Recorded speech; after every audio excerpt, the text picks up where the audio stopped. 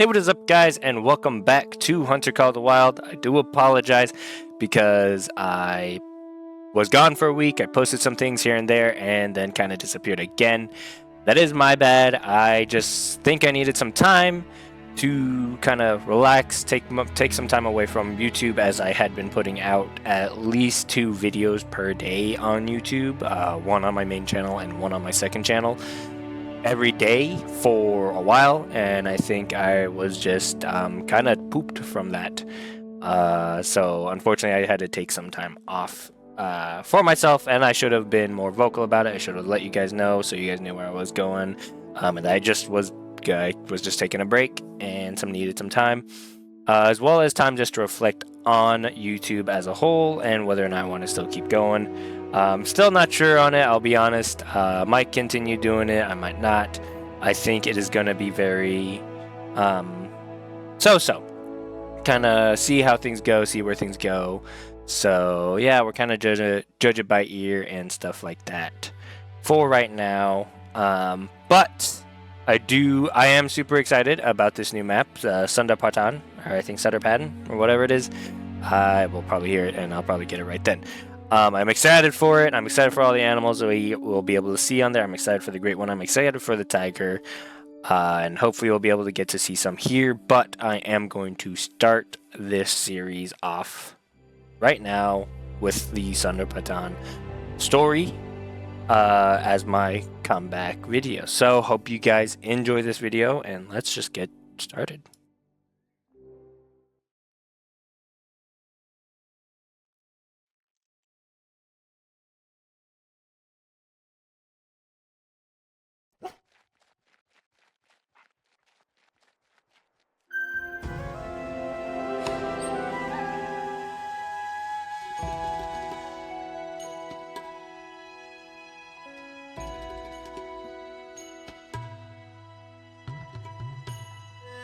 Namaste.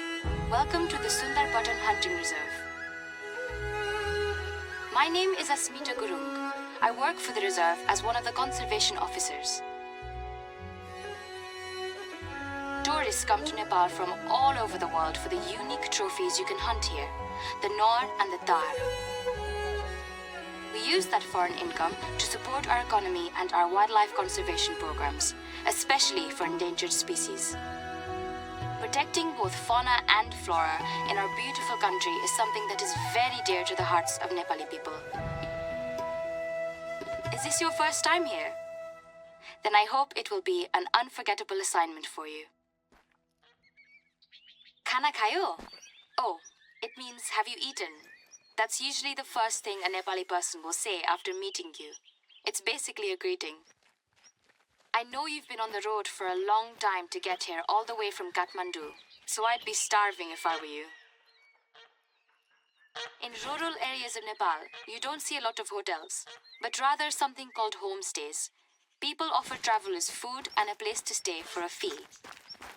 I have a homestay myself, and you're more than welcome to come over. It's a great way to discover another culture on a more personal level, don't you think? All right, I like that. My house is in a small village called Lek Banjang in the hilly region. There, I've just sent you the location.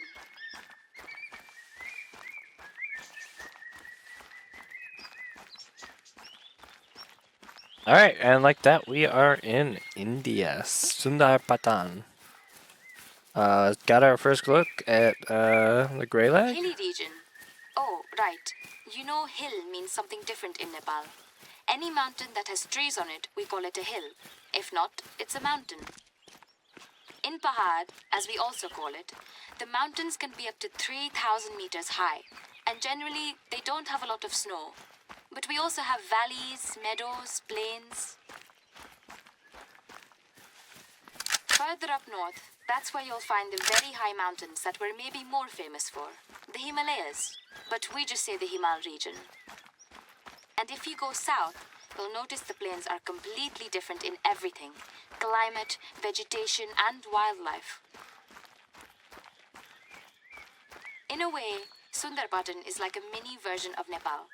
Our country is made up of very different landscapes and a lot of different cultures and languages.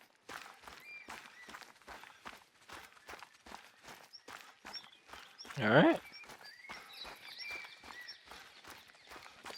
Yeah, so like that, we are in Sundarpatan. And yeah, we'll explore it just a bit. We'll explore the whole map. See what we have. It's very loud in terms of wildlife, I feel like. I feel like there's a lot of bird calls and stuff. It's not as quiet as some other maps. At least it doesn't seem as it's quiet as other maps, so we're gonna have to just explore it, find things out.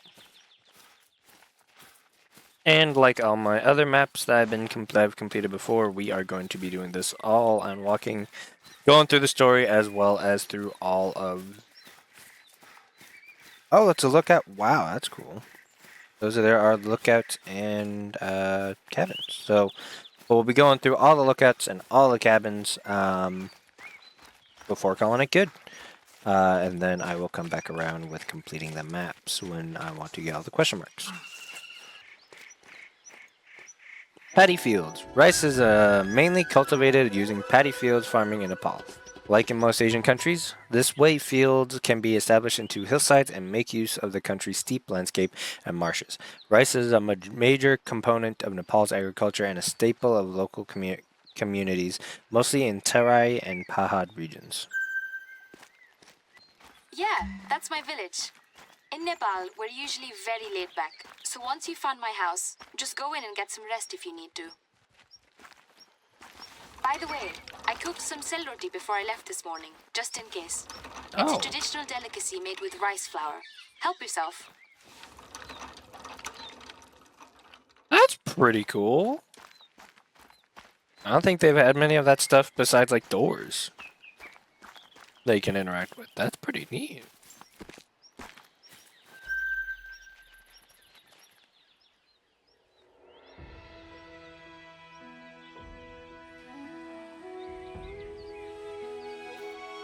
On a buffalo.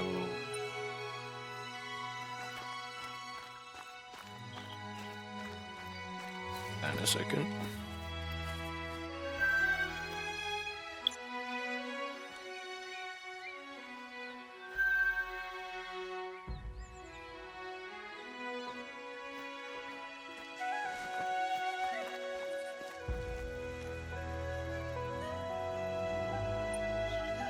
Ganesh Mandir. Hindu shrines are a key landmark in the Nepali landscape and are usually located near the village centers. They are normally named after the god that is in it and usually feature Ganta, a prayer bell that the devotee rings in order to let the deity know they have arrived.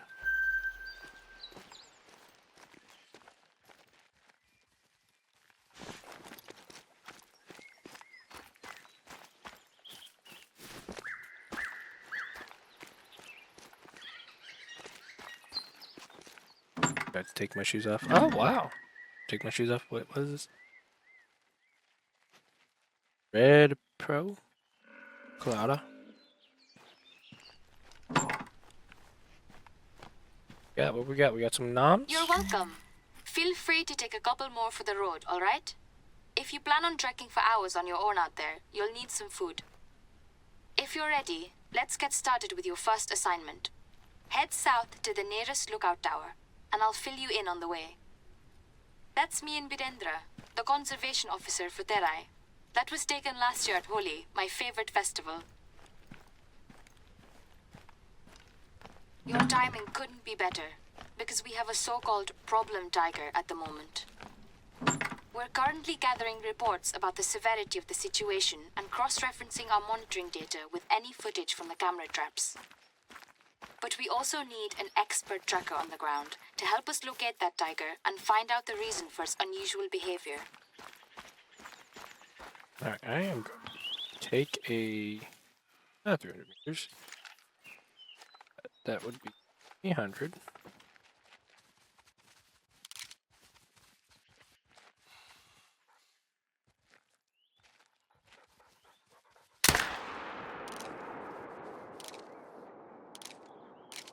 And he should be going down. Barashinga. The Barashinga, also known as you swamp know, deer. hunting is illegal here, Oh. except in the hunting reserves. There's only one other in the whole country, called Sundarpatan. Sundarpatan is the more recent of the two. When they established this reserve, the government's goal was not only to develop hunting tourism, but also to fund our wildlife conservation strategy, with a special focus on threatened species.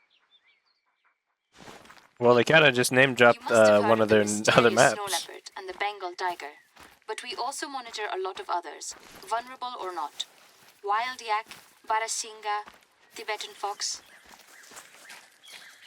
Thanks to our efforts in the last 20 years, tiger populations are recovering rather well.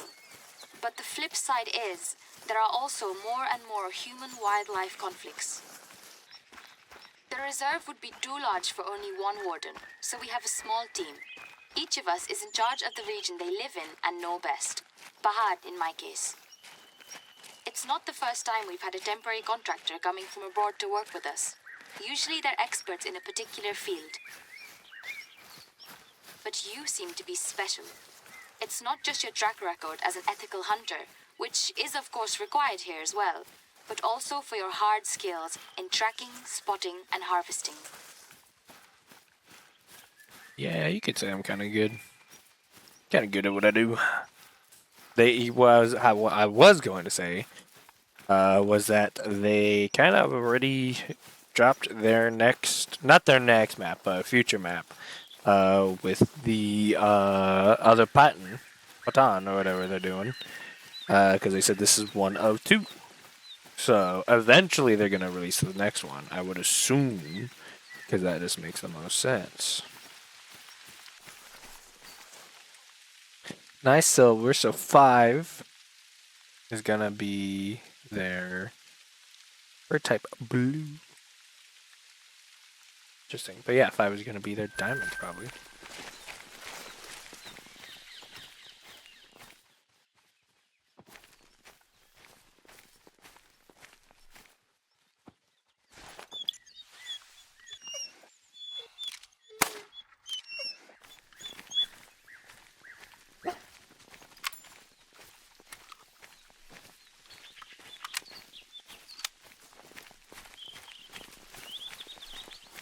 Alright. Take a look what the hair looks like.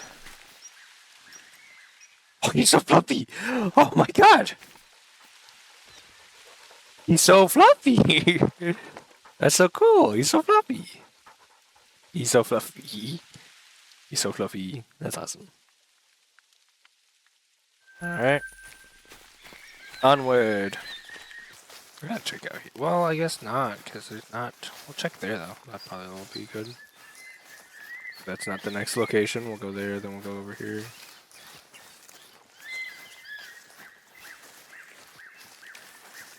Oh, it's combined. Although it's not like one whole building, but they've combined it to where it's, since it's close enough. That's pretty cool. Instead of having. That's pretty cool. Well, yeah, I guess they did combine them, because I don't think they combined them normally. I think it was just a lookup point. I don't think there's always a lookup point next to a cap.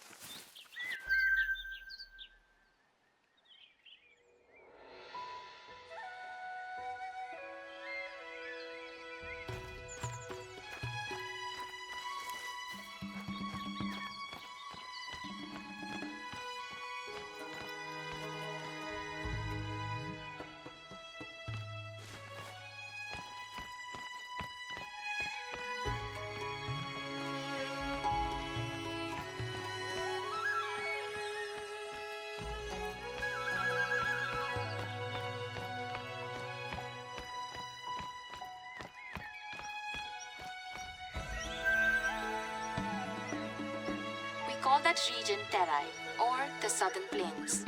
It's very different from the rest of Nepal. It's a tropical climate, with swamps and grasslands, similar to parts of northern India. Most people in Terai have a farm or livestock, but it can be tough to make a decent living there. Before we send you into tiger territory, can I ask you to make one ethical kill and harvest? Check the details on your hunter mate. We carefully screen all contractors to check both their hunting skill level and their ethics. I'm sure you understand why we want to make sure you can choose the right specimen and land an ethical shot. In Buddhism, all living beings are seen as equal. It's a principle that commands to not harm or kill without purpose. It doesn't mean that you can never hunt or kill, but you should never cause any unnecessary suffering. That's why even foreign tourists get a limited number of hunting tickets and a designated hunting block when they come here. You know, some of these animals have lived in Terai much longer than humans. For example, the tiger. So they are a valuable part of this world, just like us. Wow, the water buffalo looks so good. I love the color palette on them already. Just like how it's not one solid gray color.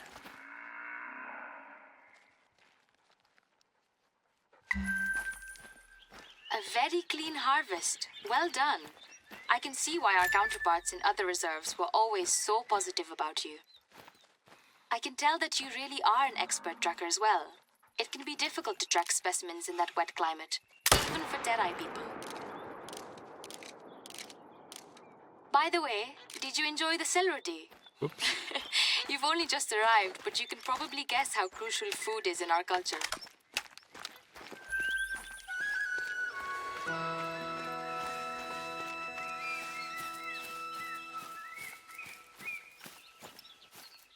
Now you and I can dig into that problem tiger together.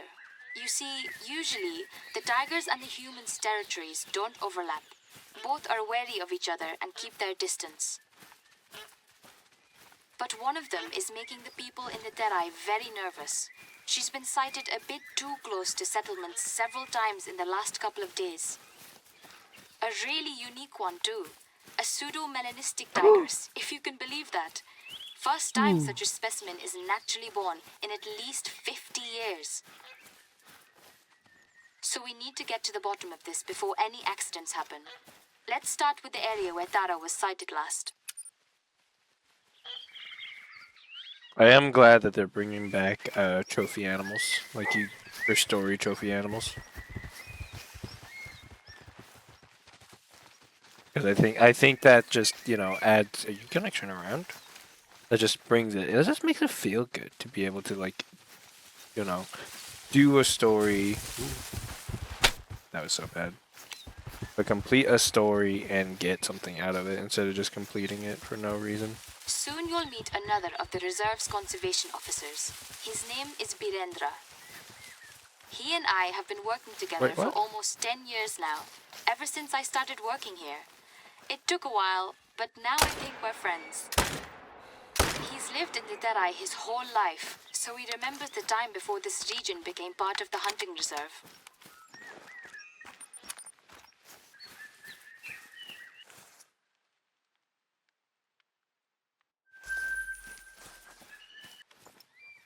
Birendradai and I are actually from two different ethnic groups. Traditionally, we don't have the same culture and don't even speak the same language. For centuries, it was very hard to access certain hills and valleys. It's still the case nowadays, to be honest. That's why our country has an incredible cultural diversity. I think over 100 different cultures and just as many languages. Good thing that most people speak Nepali, our official language. I'm Gurung, and my people mostly live in various parts of the hilly region. Some of us are Buddhists, like me, and others are Hindu. Take Birendradai on the other hand. He's Tharu, a group of indigenous cultures that have lived in the southern plains for centuries. They're usually Hindu. Oh yeah, she ran. Charismatic tiger, once found across large parts of Asia, is now facing a threat of extinction. Its habitat has been significantly reduced, with only small populations remaining. Thank you guys so much for watching. I hope you enjoyed this episode. And again, I do apologize for being gone for so long. I will hopefully be back to doing videos. Probably not daily, but we will also see kind of how things go. I don't think I'm going to have a set time of uploads yet, but I will definitely be doing it at least twice a week, hopefully. And I'll still trying to get onto streaming as well. I did stream already, so I'll try to get more streaming going in. But I hope you guys enjoyed this video, and I will see you in the next one. Good times.